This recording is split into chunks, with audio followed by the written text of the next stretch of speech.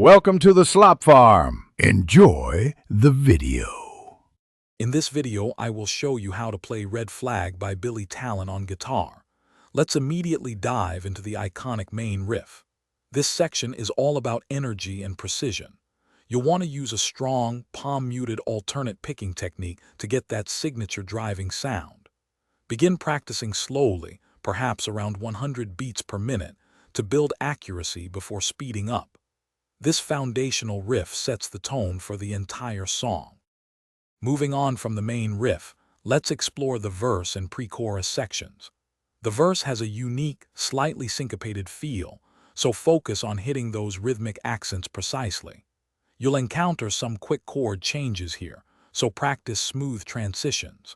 The pre-chorus then builds a fantastic amount of tension, leading into the chorus with sustained power chords.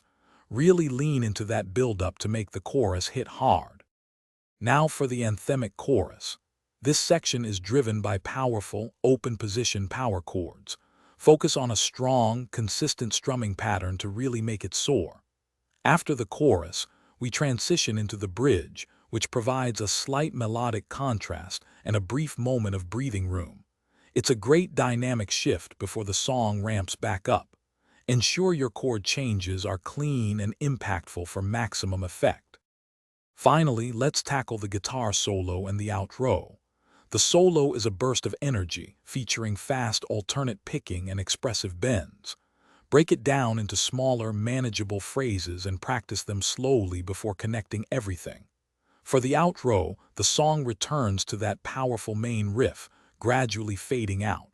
Maintain that high energy and precision right until the very end. You've got this. Thanks for watching. Consider subscribing if we helped you today.